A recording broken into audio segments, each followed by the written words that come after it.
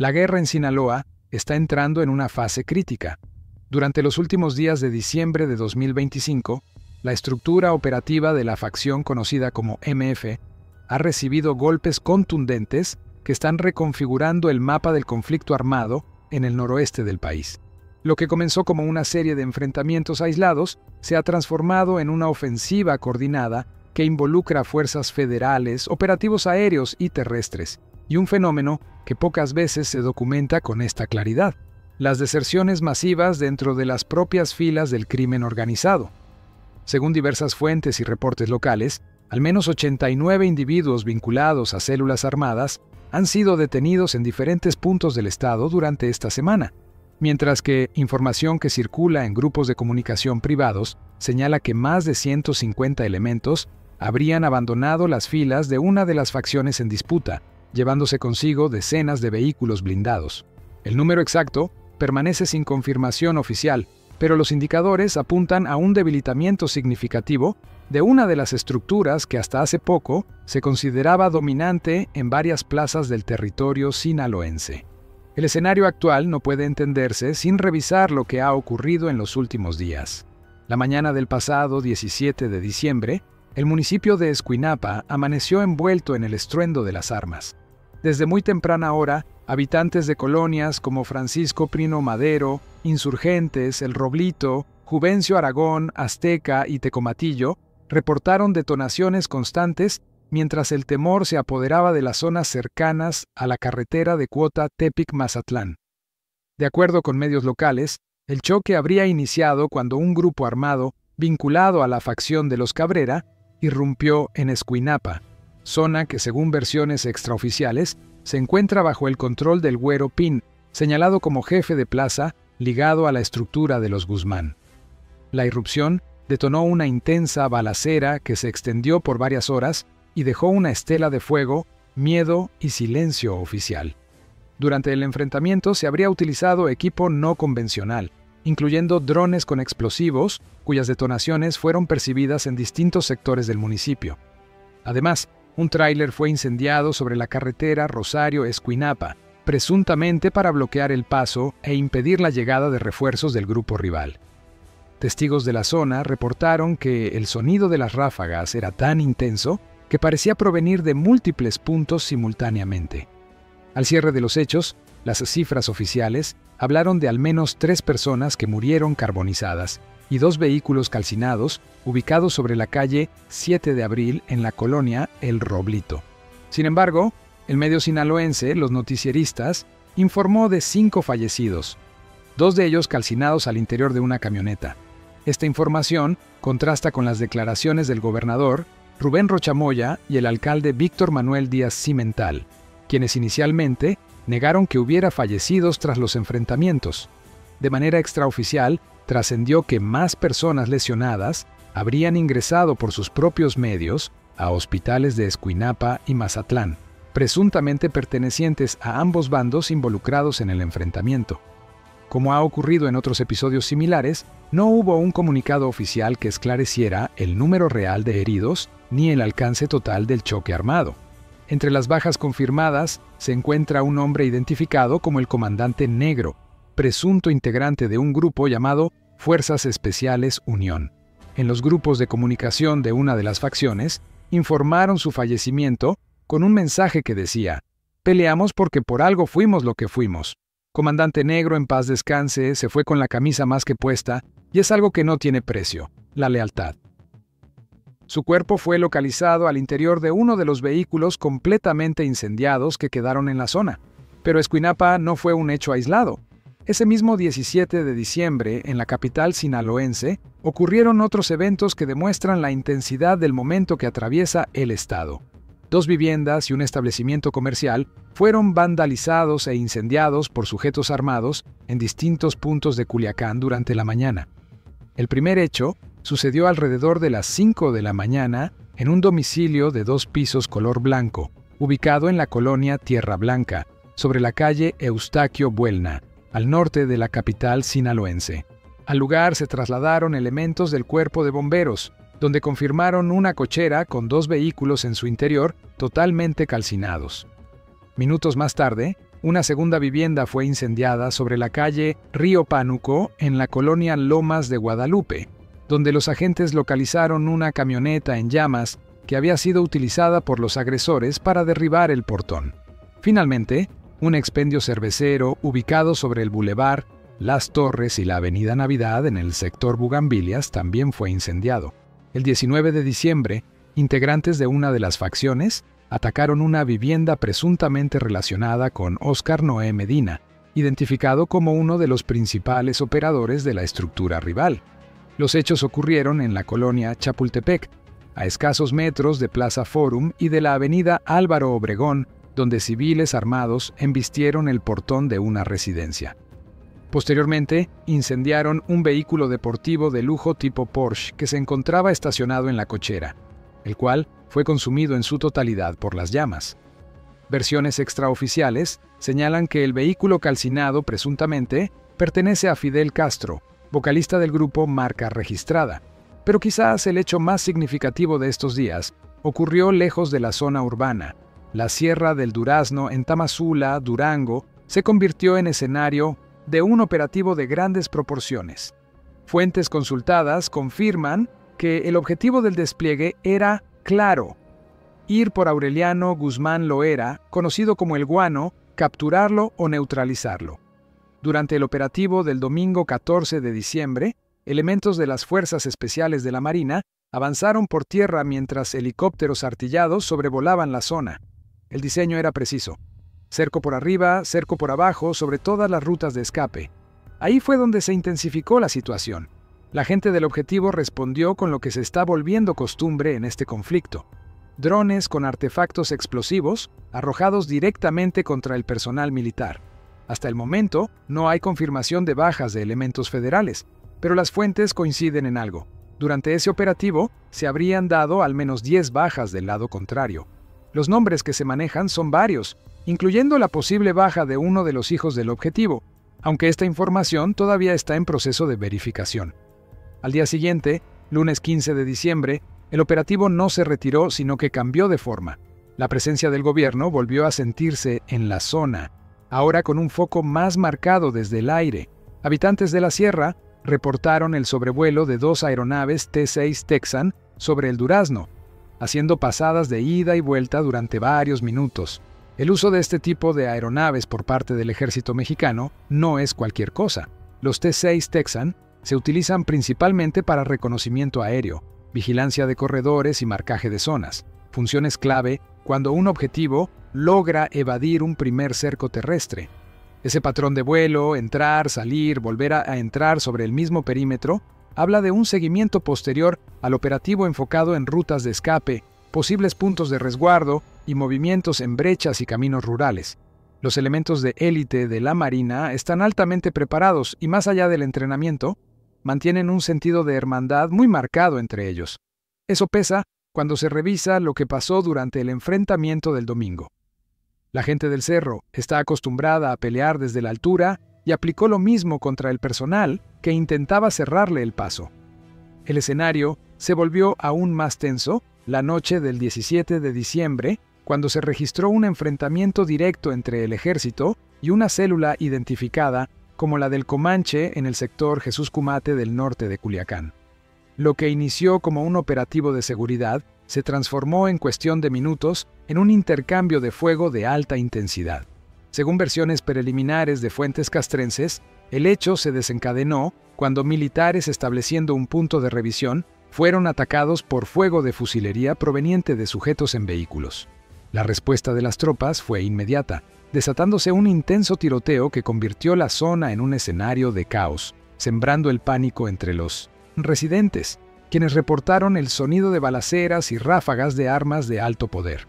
El saldo oficial hasta el momento incluye un presunto agresor herido de gravedad que fue trasladado a un hospital local bajo custodia, un segundo individuo detenido y puesto a disposición del Ministerio Público, y el aseguramiento de al menos un vehículo y varias armas largas. Las fuerzas federales no reportaron bajas en sus filas. Este enfrentamiento es significativo porque no se trata de una emboscada aislada, es una muestra de la capacidad operativa y la audacia que tienen estas células para enfrentar directamente al ejército en zona urbana. Habla de un nivel de arraigo y poder de fuego que las autoridades buscan desarticular con cada operativo. Sin embargo, más allá de los enfrentamientos, lo que está definiendo este momento del conflicto son las deserciones y los cambios de bando que se están documentando. El fenómeno de voltear bandera, como se le conoce en el ámbito criminal, está alcanzando dimensiones que no se habían visto en mucho tiempo. Uno de los casos más emblemáticos es el de Jesús Manuel Álvarez Félix, conocido como el Chuta de Charay. Nacido el 30 de julio de 1980 en la comunidad de Charay del municipio de El Fuerte, era considerado como comandante de alto rango de una de las facciones. Inició como sicario hasta liderar las Fuerzas Especiales Chuta, una célula criminal enfocada en la defensa y expansión territorial. De acuerdo con diversas publicaciones en grupos de comunicación privados, en el transcurso del conflicto actual, el Chuta supuestamente volteó bandera y se alió con Fausto Isidro Mesa Flores, conocido como el Chapo Isidro. El control criminal del municipio de Ajome habría sido entregado al grupo rival, según se cita en las publicaciones de las facciones antagónicas. Otra célula que también habría cambiado de bando son los Cholos Vagos, según diversas publicaciones en los mismos grupos de comunicación. Pero el caso del Chuta no es único. Existe otro personaje conocido como Cabo 27, que ha cambiado de bando en 5 ocasiones a lo largo de su trayectoria criminal. Del cártel arellano, Félix pasó al cártel de Sinaloa, luego al cártel Jalisco Nueva Generación, posteriormente a la facción del Mallito Flaco, y ahora regresó con los Chapitos. De acuerdo con el semanario Z Tijuana, este sujeto ha sido identificado por las autoridades como cabecilla de al menos una célula integrada por jóvenes que trafican y cometen diversos hechos delictivos desde octubre de 2023. Su paso por diferentes grupos criminales le ha permitido conocer a fondo las estructuras y a los integrantes clave de diversas organizaciones, lo que lo convierte en un adversario formidable para sus antiguos aliados. El semanario Z reveló además que, de acuerdo con autoridades de Baja California, 27 criminales clave generan la violencia en el estado. Se trata de líderes y operadores de diversas facciones responsables de homicidios y extorsión a diversos sectores, así como trasiego de droga, narcomenudeo, levantones y desapariciones, entre otros hechos delictivos. 5 de ellos tienen orden de aprehensión y 7 ya fueron liberados por fallas procesales. Mientras tanto, las fuerzas federales continúan sus operativos en diferentes puntos del país. El 16 de diciembre, elementos de la Secretaría de la Defensa Nacional asestaron un golpe significativo a las estructuras delictivas en el estado de Nayarit. El operativo, ejecutado en Pantanal, Jalisco, por personal de la 5ª Región Militar y la 13ª Zona Militar, resultó en el aseguramiento de un inmueble, armas de alto poder y artefactos explosivos. Los hechos se registraron a las 18:40 horas cuando las fuerzas federales, mediante labores de vigilancia y reconocimiento, lograron ubicar y neutralizar un punto estratégico utilizado por la delincuencia organizada. Se aseguraron 4 armas largas de uso exclusivo del ejército, 344 cargadores de diversos calibres, 2 artefactos explosivos improvisados, 2 vehículos, una motocicleta, 5 chalecos tácticos y cajas metálicas con cargadores específicos para calibres conocidos. En Michoacán, elementos de fuerzas federales y estatales desmantelaron una fábrica clandestina de vehículos con blindaje artesanal en el municipio de Coahuayana. El operativo fue resultado de labores de inteligencia que permitieron ubicar un taller del crimen organizado donde la Fiscalía General del Estado cumplimentó una orden de cateo. Como saldo fueron aseguradas 8 camionetas, 4 de ellas con blindaje artesanal tipo monstruo y 4 con blindaje de fábrica, además de diversas sustancias ilícitas. Una de las unidades contaba con cámaras de seguridad 360 y una base para armamento. Otro golpe significativo ocurrió el 18 de diciembre con la detención de Armando Gómez Núñez, conocido como Delta 1, líder de la célula Los Deltas del Cártel Jalisco Nueva Generación. Se trata de un objetivo prioritario debido a su presunta vinculación en ataques de alto impacto, incluido el caso del exgobernador de Jalisco, Jorge Aristóteles Sandoval Díaz. La detención marca la 3ª vez que este mando criminal cae en manos de la justicia. La trayectoria delictiva de Gómez Núñez destaca por su capacidad de recuperar la libertad tras operativos de alto nivel. En junio de 2020 fue capturado por primera vez tras un cateo donde se aseguraron armas de diversos calibres y narcóticos. En octubre de 2024 fue detenido nuevamente, identificado como un generador de violencia, con control sobre las operaciones ilícitas en el complejo penitenciario de Puente Grande. En el ámbito de la capital del país también se registraron operativos significativos.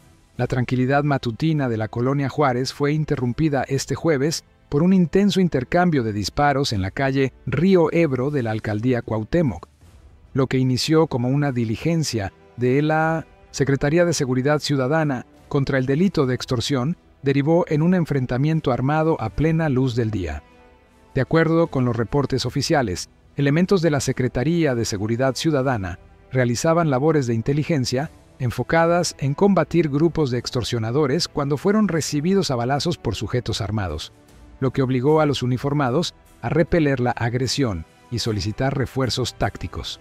El saldo oficial incluye 6 detenidos y un elemento que resultó herido durante el intercambio de fuego, quien fue trasladado a un hospital cercano y se reporta fuera de peligro. En Zacatecas, el panorama también se mantiene tenso. El Cártel Jalisco Nueva Generación difundió un video en el que anuncia un toque de queda en Luis Moya, San Pedro, Tierra Blanca, Maravillas, Ojo Caliente y localidades cercanas. En el mensaje amenazaron con limpiar la zona, acusaron a autoridades estatales de presunta colusión con otros grupos criminales y advirtieron que la violencia continuará. Volviendo a Sinaloa, los resultados de las acciones del Grupo Interinstitucional en el combate a la delincuencia del 8 al 14 de diciembre de 2025 arrojaron números significativos: 32 personas detenidas por diversos delitos, 100 vehículos con reporte de robo recuperados, 34 vehículos asegurados en diferentes hechos delictivos.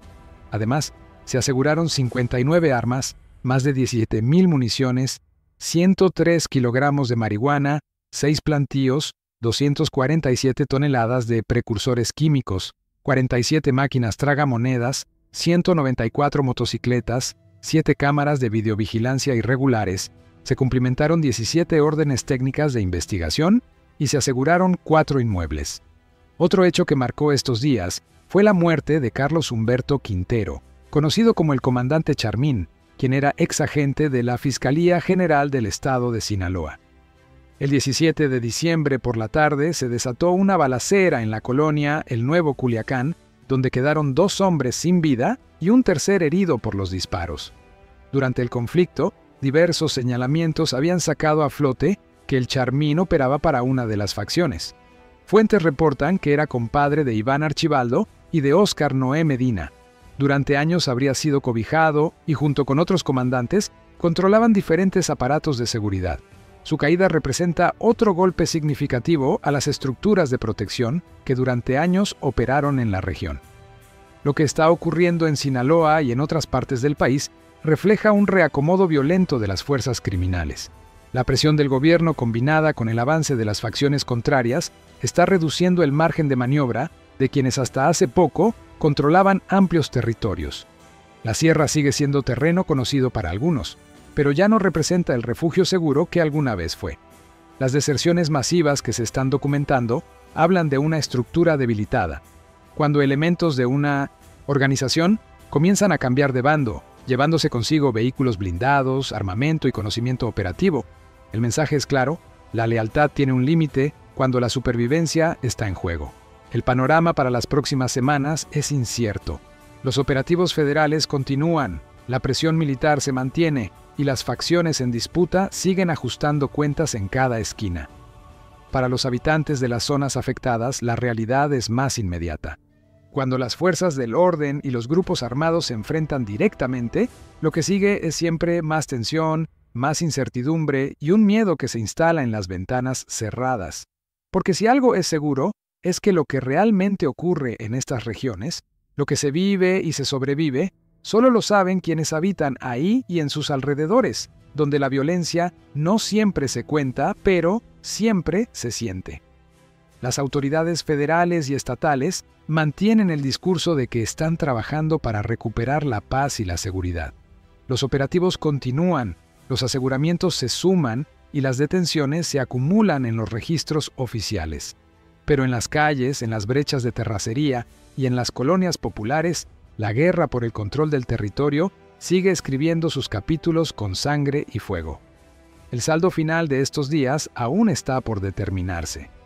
Las cifras oficiales hablan de avances, las versiones extraoficiales hablan de bajas que nunca se documentan y las comunidades hablan de un miedo que ya forma parte de la vida cotidiana.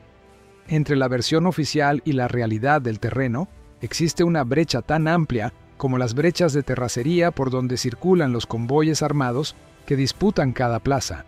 La guerra en Sinaloa no ha terminado, apenas está entrando en una nueva fase donde las alianzas se reconfiguran, las lealtades se quiebran y el control del territorio se define operativo tras operativo. Para quienes observan desde afuera, son números y reportes. Para quienes lo viven, es la diferencia entre un día más de vida y un nombre más en la lista de los que ya no están.